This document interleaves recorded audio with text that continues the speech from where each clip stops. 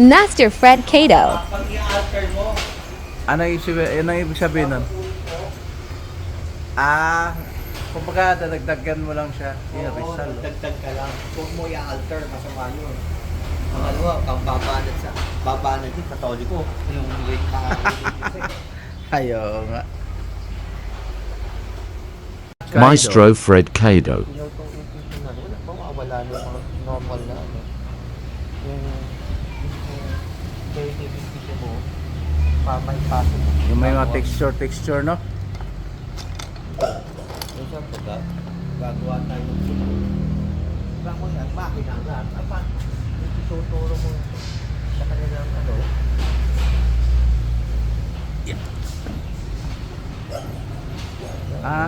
Ano pa pala yan? Hindi pa pala yan, ano? Basa Tapos, pa pala. Yung tools na dapat gagawin mo, hindi mo na magagawa kasi nag-relate ka sa makina. Asa yun? Oo nga, totoo. Now, yung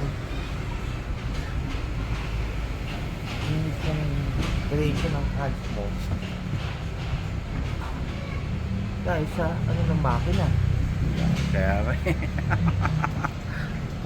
Yan, lilinisin pa yan. Katulad yan, lilinisin. Governor ng Apayao?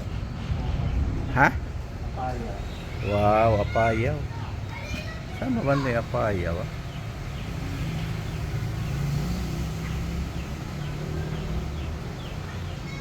Galing. Parang sa painting yun.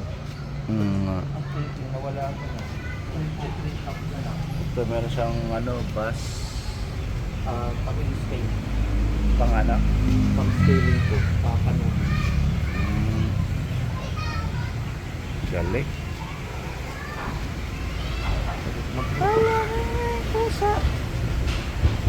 Magtutukan tayo. Ito.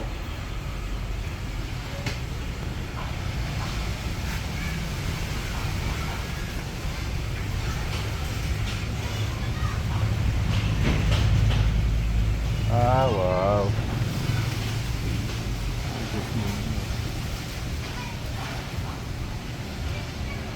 Ayos yan. Scaling.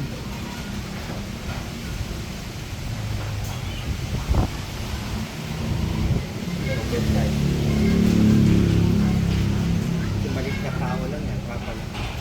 Oo. Galing, at least na ano mo na dito. Pwede umapak dito. So ako dito mahangin, no? Dati, masikip ka pa yata. No? Pinagawa nga, hindi gagawin ako mahaba hanggang dito. Ah? Meron kang kanya dito,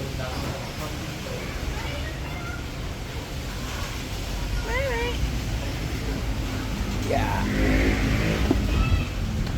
hindi gagawin ko, yung pinapanik ko. Ganun ka ang gagawin ko. Ang ano? Yung pinapasuyo ko sa'yo. Na ano? Mural. Oh, sige. Ganun ka ano. Ano yun? Painting lang or may bus? Or yung ay may nakaumbok? 2D, 3D. 3. Yung may mga nakaumbok din? O painting lang? High relief yan. High relief. So anong gagawin namin dun? Hindi, ang gagawin natin. Ito.